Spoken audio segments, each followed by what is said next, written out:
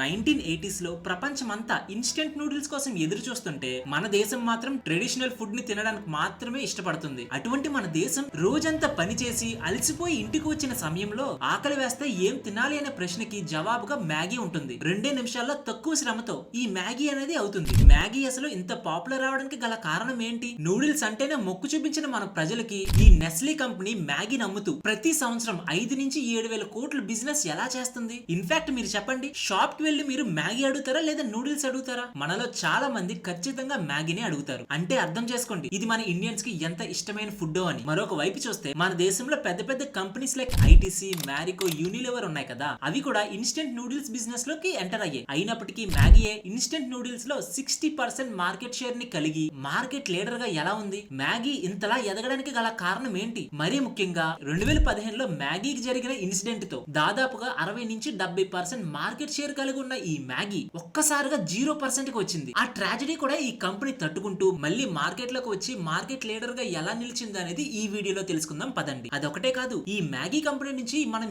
ఏం నేర్చుకోవాలని కూడా తెలుసుకుందాం. ఇంకెందుకు ఆలస్యం, let's start our video. Friends, ఈ వీడియో చూస్తున్న పాయింట్ ఆఫ్ టైం లో ఈ వీడియో కానీ మీకు ఇంట్రెస్టింగ్ అనిపించినట్లయితే మన వీడియోని లైక్ చేసి మన ఛానల్ ని సబ్స్క్రైబ్ చేయడం మర్చిపోకండి. మ్యాగీ గురించి తెలుసుకోవాలి అంటే ముందుగా మనం జపాన్ కి వెళ్ళాలి. అది వరల్డ్ వార్ 2 జరిగిన కొన్ని సంవత్సరాల తర్వాత. జపాన్ అనేది అప్పుడప్పుడే డెవలప్ అవుతున్న సమయం. ఆ సమయంలోనే నూడిల్స్ అనేది చాలా అఫోర్డబుల్ ప్రైస్ కు వచ్చేది. మన అందరికీ తెలిసిందే. ఇతర దేశాలతో పోలిస్తే జపాన్ లో ఉన్న వ్యక్తులు ఎక్కువగా పనిచేస్తారు. ఆ టైంలో అక్కడ ఉన్న ప్రజలు ఎక్కువగా నూడిల్స్ ని తినడానికి ఇష్టపడేవారు. కానీ రెస్టారెంట్ కి వెళ్ళి ఆ నూడిల్స్ తినడానికి టైం ఉండేది కాదు. ఎందుకంటే అక్కడ ఎక్కువగా ప్రజలు వర్క్ చేస్తున్నారు కాబట్టి అక్కడ ఫుడ్ మార్కెట్ తో పాటు టైం కూడా డిమాండ్ ఉండేది. అటువంటి టైంలో రెస్టారెంట్స్ కి వెళ్ళి నూడిల్స్ తినాలి అనుకుంటే రెస్టారెంట్స్ దగ్గర పెద్ద క్యూ ఉండడంతో వెయిటింగ్ టైం కూడా పెరిగేది. ఆ సమయంలోనే జపాన్ కి చెందిన ఒక సైంటిస్ట్ మోమో ఫుల్కు ఎండ్ అనే ఒక సైంటిస్ట్ నూడిల్స్ ని క్విక్ గా తయారు చేయాలి అని వందలాది ప్రయోగాలు చేసిన తర్వాత ఒక ఇన్స్టెంట్ నూడిల్స్ ని తయారు చేశారు. అదే ఇన్స్టెంట్ రామెన్. దానికి జపాన్ లో బిగ్ సక్సెస్ వచ్చింది. కంట్రీ మొత్తం బాగా బిజినెస్ చేస్తున్న సమయంలో ఆ ఇన్స్టెంట్ రామెన్ ని అమెరికా కూడా ఎక్స్పోర్ట్ చేసేవాళ్ళు. అప్పుడే కాదు, ఇప్పటికి కూడా జపాన్ లో 50% ఇన్స్టెంట్ నూడిల్స్ మార్కెట్ షేర్ లో ఈ ఇన్స్టెంట్ రామెన్ కంపెనీ యొక్క నిసిన్ కంపెనీకే 50% మార్కెట్ షేర్ అనేది ఉంది. జపాన్ లో ఇంత పెద్ద బిజినెస్ జరుగుతుంది కదా,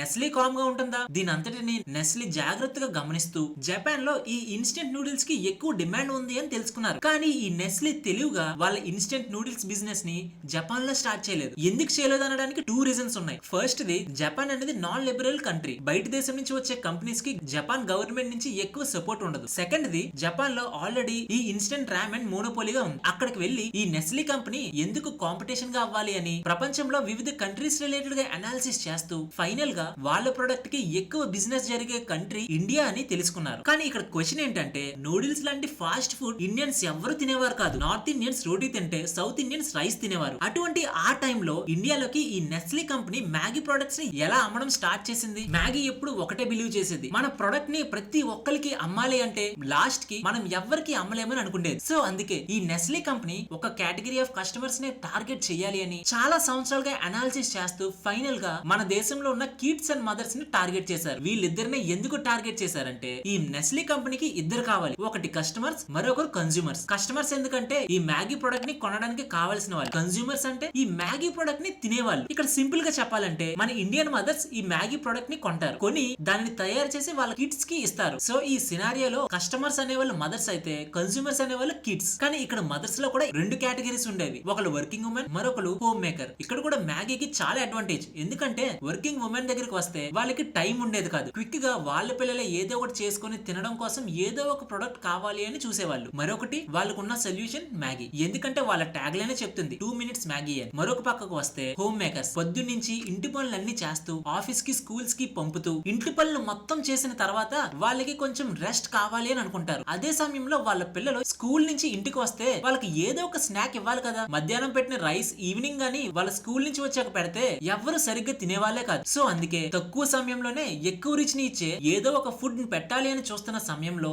ఈ వర్కింగ్ ఉమెన్స్ కూడా ఈ మ్యాగీ అనేది సొల్యూషన్ గా మారింది. ఓకే, కస్టమర్స్ ని ఈ 2 minutes మ్యాగీ అనే ట్యాగ్ లైన్ తో కనెక్ట్ చేశారు. మరి చిల్డ్రన్స్ ని ఎలా కనెక్ట్ చేశారు? అక్కడికే వస్తున్నా. మ్యాగీ యాడ్స్ ని చాలా తెలివిగా ప్లేస్ చేసేది. 2 minutes లోనే ఈ మ్యాగీ ప్రిపేర్ అవుతుందని కస్టమర్స్ కి చెప్తుంటే వాళ్ళ కన్స్యూమర్స్ అయినా కిడ్స్ ఎవరైతే ఉన్నారో వాళ్ళు ఎక్కువగా చూసే కార్టూన్స్ లైక్ పవర్ రేంజర్స్ వంటి సిరీస్ వచ్చేటప్పుడు టీవీస్ లో ఎక్కువ మ్యాగీ రిలేటెడ్ గా అడ్వర్టైజ్మెంట్స్ అనేది చేసేవాళ్ళు. ఇలా మ్యాగీ కస్టమర్స్ ని కన్స్యూమర్స్ ని ఎన్ని విధాలుగా ఎమోషనల్ గా కనెక్ట్ చెయ్యాలో అన్ని విధాలుగా కనెక్ట్ చేస్తూ వాళ్ళు మార్కెట్ లీడర్ గా ఉన్నారు. కానీ ఇదంతా మ్యాగీ చేస్తున్నప్పుడు మన దేశంలో ఉన్న big companies like ITC, Unilever, Marico వంటి కంపెనీస్ ఎందుకు మార్కెట్ లీడర్ గా రాలేకపోయింది? దానికి 3 రీజన్స్ ఉన్నాయి. ఫస్ట్ ది మ్యాగీ 25 ఇయర్స్ నుంచి మన దేశంలో బిజినెస్ చేస్తుంది. సో వాళ్ళ డిస్ట్రిబ్యూషన్ సప్లై చైన్ కానివ్వండి, వాళ్ళ డిస్ట్రిబ్యూషన్ చేస్తున్న ఎండ్ టు ఎండ్ ప్రతిదీ వాళ్ళ కంట్రోల్ లోనే ఉండేది. అండ్ మరొకటి, ఫస్ట్ లో మ్యాగీ సిటీస్ లోనే ఎక్కువగా బిజినెస్ చేసేది. కానీ 2005లో వాళ్ళు రీసెర్చ్ చేసిన తర్వాత మన దేశంలో ఏదైతే అర్బన్ అండ్ రూరల్ ఏరియాస్ ఉన్నాయో అక్కడ కూడా ఈ ఇన్స్టెంట్ నూడిల్స్ మార్కెట్ లో బిగ్ ఆపర్చునిటీ ఉందని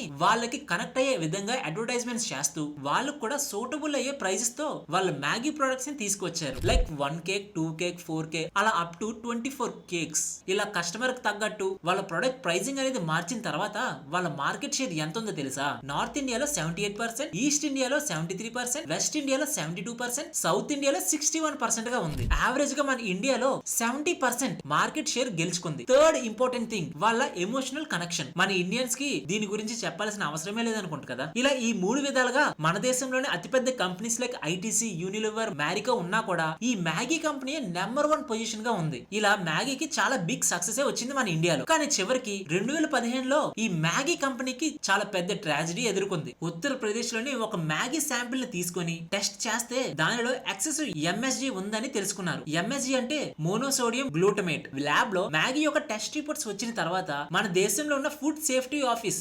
FSSAI నేషనల్ వైడ్ గా ఈ మ్యాగీ ఏవైతే ఉన్నాయో వెంటనే బ్యాన్ చేయాలి అని ఆర్డర్ చేస్తే ఈ నెస్లే కంపెనీ దాదాపుగా 30,000 టన్నుల యొక్క మ్యాగీని డిస్ట్రాయ్ చేసింది. ఈ ఒక్క ఇన్సిడెంట్ తో ఈ నెస్లీ కంపెనీకి 500 కోట్ల నష్టం. ఇలా బ్యాన్ చేసిన వెంటనే అప్పటి వరకు వాళ్ళకి ఏదైతే 70-75% మార్కెట్ షేర్ ఉందో అది అమాంతంగా 0% కి వచ్చింది. కానీ మ్యాగీ ఏమీ ఆగలేదు. కేవలం 5 నెలల్లోనే వీళ్ళు కంబ్యాక్ వచ్చి ఏదైతే వాళ్ళకి 0% మార్కెట్ షేర్ ఉందో దానిని మళ్ళీ దాదాపుగా 60% మార్కెట్ షేర్ కి తీసుకొచ్చి మార్కెట్ లో మళ్ళీ నెంబర్ 1 పొజిషన్ గా వచ్చింది. ఇక్కడ క్వశ్చన్ ఏంటంటే 0% నుంచి 61% ఎలా వచ్చారు? దీనికి మ్యాగీ ఒక క్యాంపెయిన్ కూడా నిర్వహించింది. ట్విట్టర్ లో వి మిస్ యు మ్యాగీ అని క్యాంపెయిన్ ని స్టార్ట్ చేస్తే అది కూడా చాలా సక్సెస్ఫుల్ గా రన్ అయింది. ఇదేదో నైకీ, గూచి ప్రొడక్ట్స్ కాదు కదా, ఆఫ్టర్ ఆల్ మ్యాగీయే కదా. దానికి కూడా ట్విట్టర్ లో ఇంత సక్సెస్ఫుల్ క్యాంపెయిన్ ఎలా నడిపారు? దీనికి గల కారణం ఇందాక చెప్పిన థర్డ్ రీజన్, ఎమోషనల్ కనెక్షన్. మన దేశ ప్రజలకి ఈ మ్యాగీ అనేది ఒక ఎమోషనల్ కనెక్షన్ గా అవ్వడం వల్ల వీళ్ళు 5 నెలలు కాదు 5 సంవత్సరాల తర్వాత కూడా కంబ్యాక్ వస్తే ఖచ్చితంగా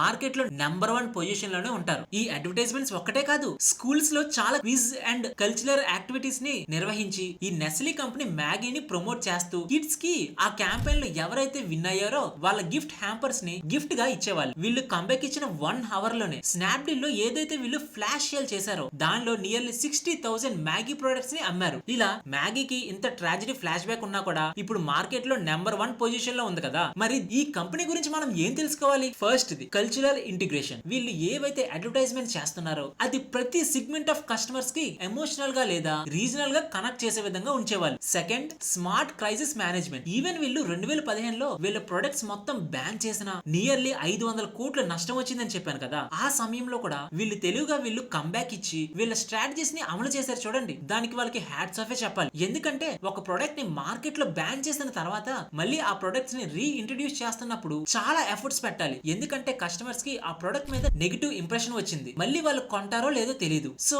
ఆ సమయంలో వాళ్ళ ప్రొడక్ట్ ని రీఇనిషియేట్ చేస్తే ఎవరు కొనకపోతే ఆ ప్రొడక్ట్ కూడా లాసే కదా. అలా అయినా కూడా ఈ నెస్లే కంపెనీ ఈ మ్యాగీని రీఇంట్రడ్యూస్ చేస్తూ ఆ సమయంలో కూడా మ్యాగీ కంపెనీ చాలా తెలివిగా ఆలోచించింది. Third, market penetration. వీళ్ళు ఉన్న మార్కెట్ లోకి ఎంటర్ అవ్వలేదు, వీళ్ళే స్వయంగా ఒక మార్కెట్ ని క్రియేట్ చేశారు. ఫోర్త్ ది, ఈ మ్యాగీ కంపెనీ ఎప్పుడు ఒకటే నమ్మేది, మనం ఏదైనా అమ్మాలి అంటే ప్రతి ఒక్కరికి అమ్మకూడదు, కేవలం ఒక సెట్ ఆఫ్ కస్టమర్స్ మాత్రమే టార్గెట్ చేసి అమ్మితే మనం సక్సెస్ అవుతామని నమ్మేది. లాస్ట్ థింగ్, వాళ్ళ ప్రొడక్ట్ ని కస్టమర్స్ కి ఎలా అడాప్ట్ చేయాలో తెలుసుకున్నారు. ఫస్ట్ లో వీళ్ళ ప్రొడక్ట్ మీద ఎటువంటి డిమాండ్ లేదు, కానీ ఎమోషనల్ గా కనెక్ట్ చేసి 2 మినిట్స్ లోనే మ్యాగీ తయారవుతుంది అని చెప్పి మన దేశంలో ఉన్న ప్రతి ఒక్కరికి ఎమోషనల్ గా కనెక్ట్ చేస్తూ ఫైనల్ గా వాళ్ళే డిమాండ్ తీసుకొచ్చి బిజినెస్ చేశారు. ఇదంతా చెప్తుంటే ఒకటి చెప్పాలని ఉంది. మనం ప్రపంచంలో ఏం చూసాం అనేది మర్చిపోవచ్చు, కానీ ఎలా ఫీల్ అయ్యామో అనేది అస్సలు మర్చిపోలేం. That's all for today friends. ఈ వీడియో మీకు నచ్చినట్లయితే మన వీడియోని లైక్ చేసి మన ఛానల్ ని సబ్స్క్రైబ్ చేయడం మర్చిపోకండి.